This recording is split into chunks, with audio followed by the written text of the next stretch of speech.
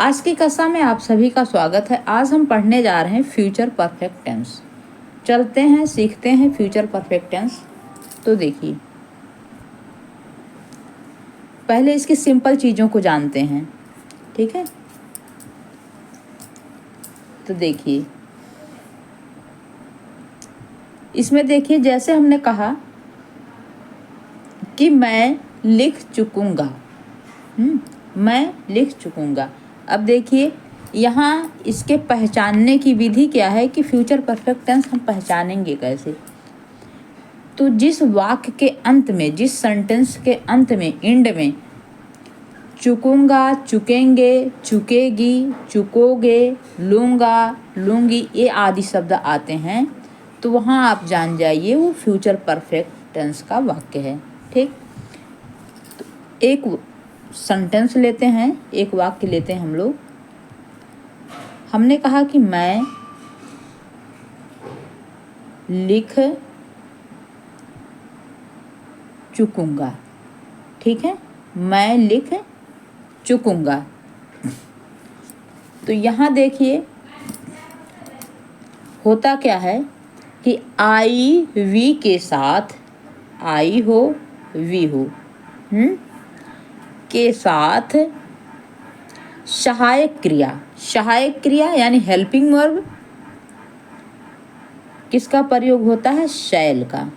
किसका? Shall have का, ठीक है। आई हो चाहे वी हो, ठीक। फिर क्या होगा? शैल हैव का प्रयोग, यानी शैल हैव हेल्पिंग वर्ब है, के साथ मुख्य क्रिया की थर्ड फॉर्म, मुख्य क्रिया की थर्ड फॉर्म आएगी। देखिए, जैसे थर्ड फॉर्म का मतलब ही होता है,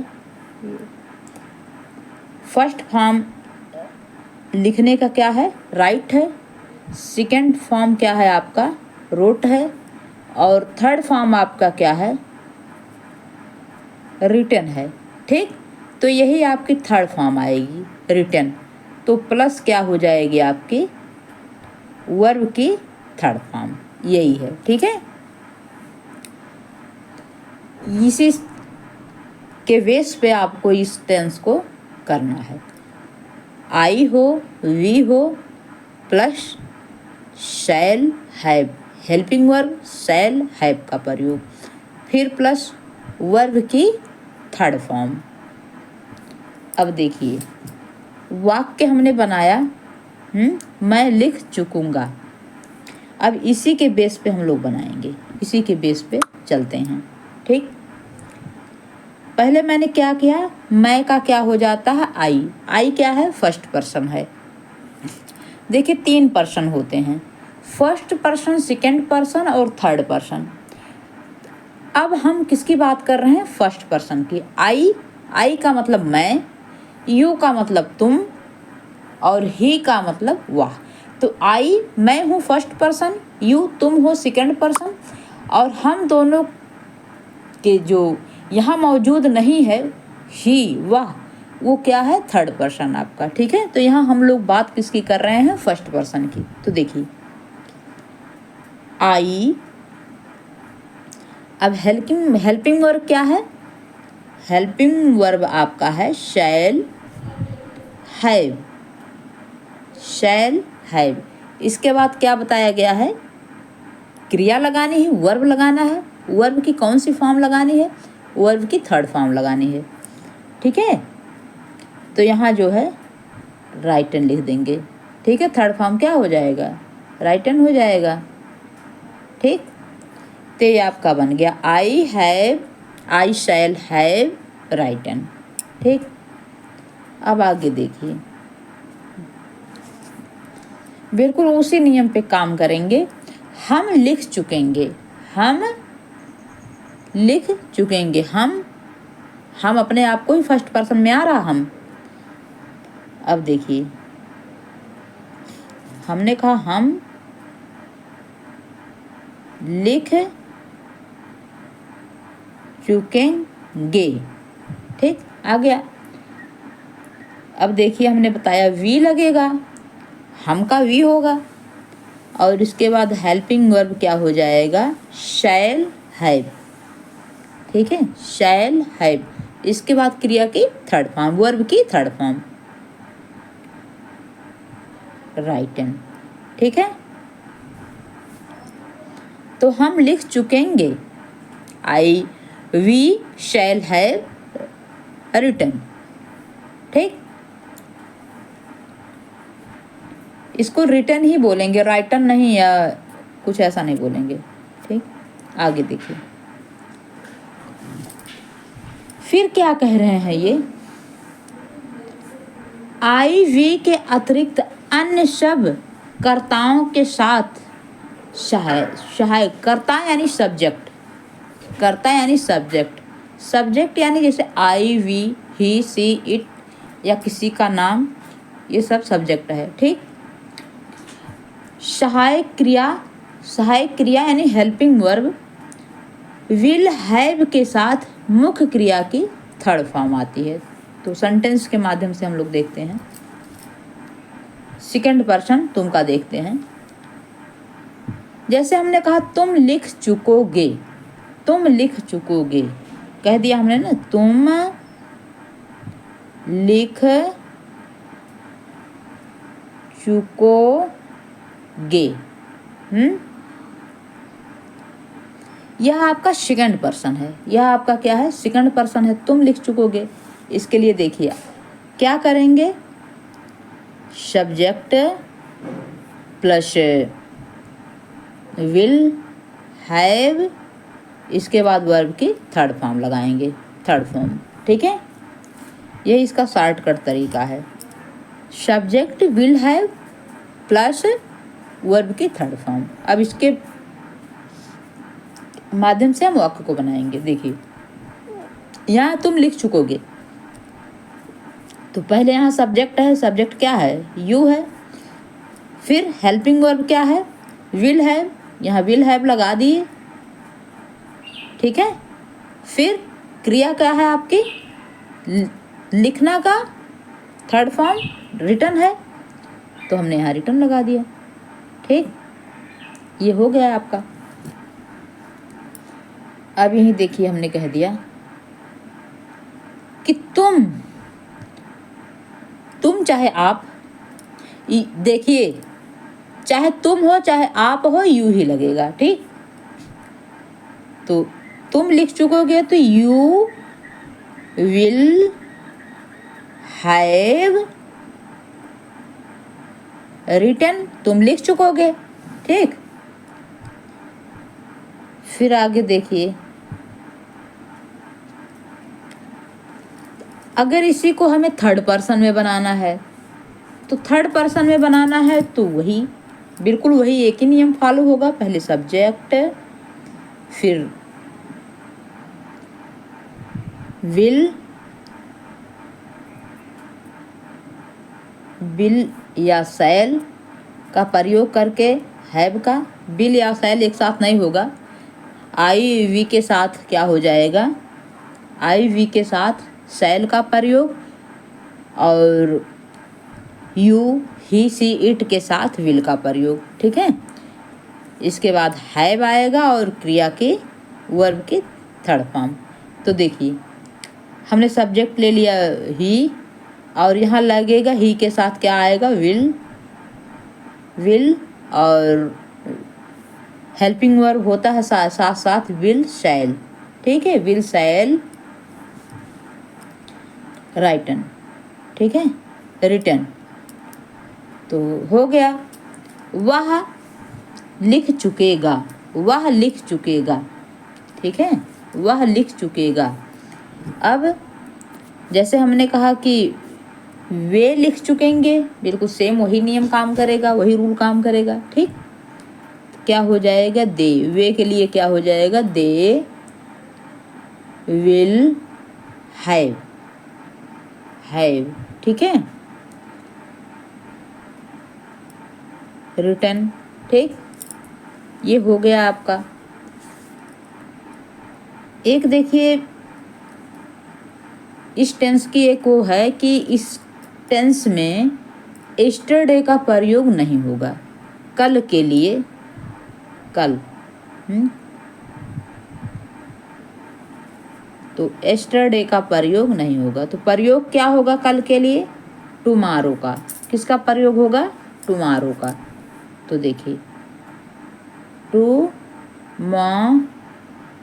tomorrow, ठीक है, tomorrow कल के लिए किसका प्रयोग होगा? tomorrow का। yesterday का प्रयोग यहाँ वर्जित है, नहीं होगा, क्योंकि बात जो है फ्यूचर परफेक्ट टेंस में कही गई है। इसलिए कि आने वाले समय में टुमारो का प्रयोग होता है और बीते वाले समय में पास्ट में एस्टरडे का और फ्यूचर में टुमारो का, ठीक है, इसीलिए एस्टरडे का प्रयोग नहीं होगा। अब यहाँ एक चीज देखिए, आज इसका पार्ट 1 ही पढ़ाएंगे, पार्ट 2 नहीं बताएंगे, क्योंकि बहुत ज़्यादा हो जाएगा और आप लोगों को समझ में भी नहीं आएगा। तो देखिए,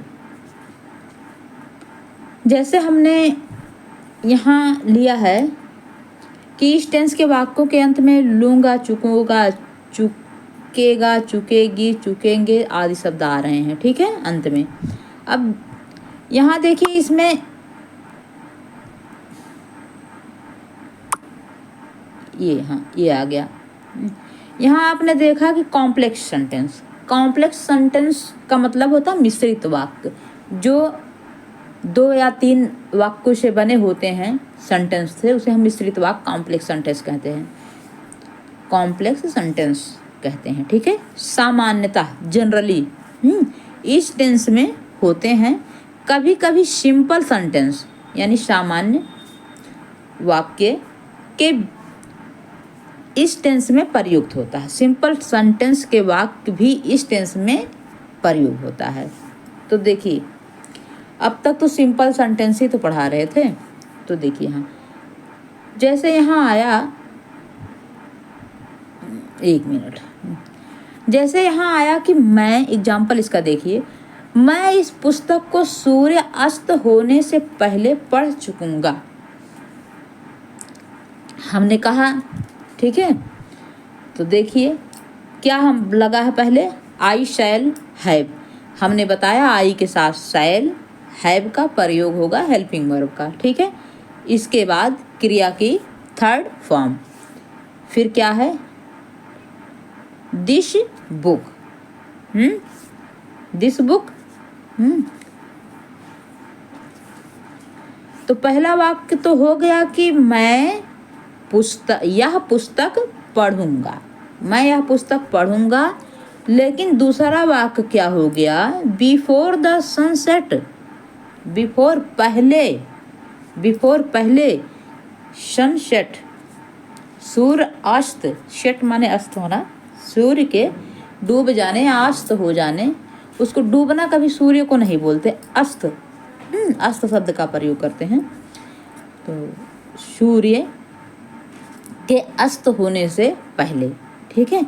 वह मैं कह रहा कि मैं किताब पढ़ चुका हूँगा, मैं इस पुस्तक को सूर्य अस्त होने से पहले पढ़ चुकूँगा, यानी वह किताब पढ़ चुका है और सूर्य जो है बाद में अस्त हो रहा है, सूर्य किताब पढ़ने के बाद में अस्त हो रहा है। तो एक कार्य तो हो गया कि उसने किताब पढ़ लिया, अब दूसरा कार्य क्या हो रहा है कि सूर्य अस्त हो रहा है, ठीक। तो यहाँ 2 कार्य हो रहे हैं, 2 कार्य हो रहे हैं। तो ये कौन सा सेंटेंस हुआ, कॉम्प्लेक्स सेंटेंस, मिश्रित वाक्य हुआ। तो यहाँ देखिए, इसके 2 खंड है ना, 2 खंड, जिसको हम क्लास बोलते हैं, खंड को खंड कहो चाहे भाग कहो, इसको हम वो कहते हैं, क्लॉज कहते हैं। तो देखिए,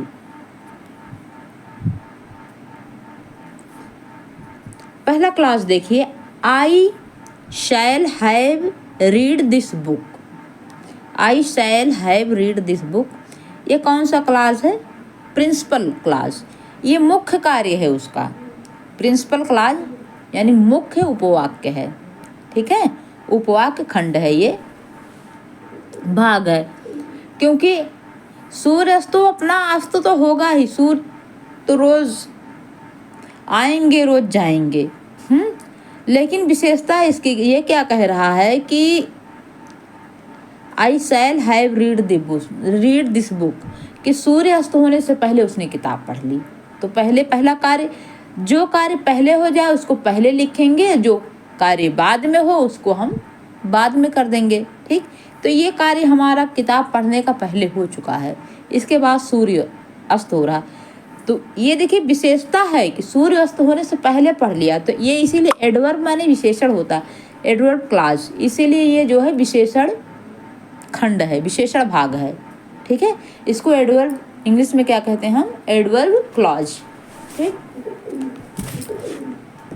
ये चीज़ें आपको समझ में आई, आप सभी को समझ में आई हो तो हम एक वाक्य लेते हैं कोई भी। जैसे हमने कहा कि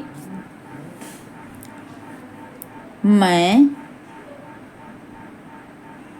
यह कार्य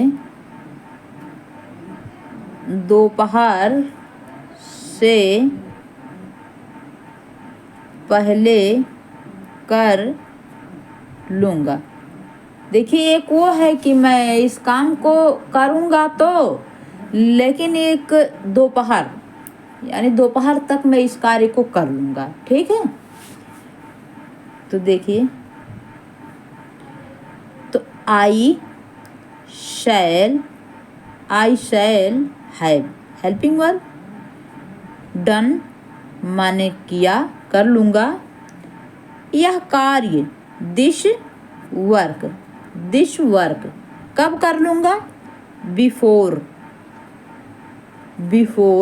नून यानी दोपहर। तो मैं यह कार्य दोपहर से पहले कर लूँगा। तो I shall have work done this before noon. ठीक, आगे देखिए, आगे हमने एक वाक्य लिया कि तुम कल यह कार्य कर चुकेगे, तुम कल यह कार्य कर चुकोगे। हमने ये वाक्य ले लिया। ठीक है, तुम कल यह कार्य कर चुकोगे। तो इसका ट्रांसलेट करते हैं इंग्लिश में। तो यू विल, यू है, विल का प्रयोग होगा, ये सहायक क्रिया है, helping verb, will done. This work by tomorrow. ठीक है, तो बाय टुमारो, तो हमने कहा था ना कि फ्यूचर के लिए हम टुमारो का प्रयोग करते हैं। ठीक है, तो तुम कल तक यह कार्य कर चुकोगे। आगे देखिए,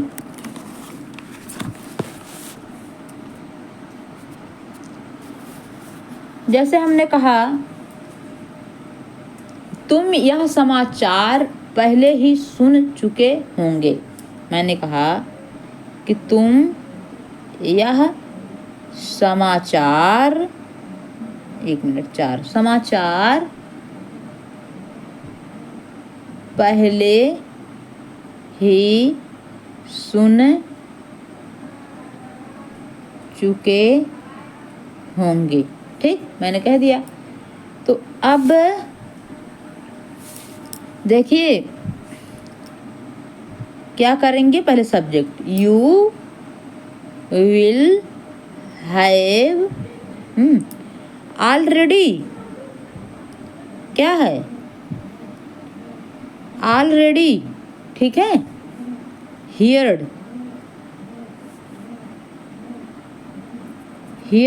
ठीक। अब दिस न्यूज, तुम यह समाचार पहले ही सुन चुके होंगे। ठीक, कल अब इसका हम लोग निगेटिव, इंट्रोगेटिव और सारी जो बारीक चीज़ें हैं उसको कल हम सीखेंगे। हम लोग कल सीखेंगे। आज बस यहीं आज कक्षा को समाप्त करते हैं। धन्यवाद।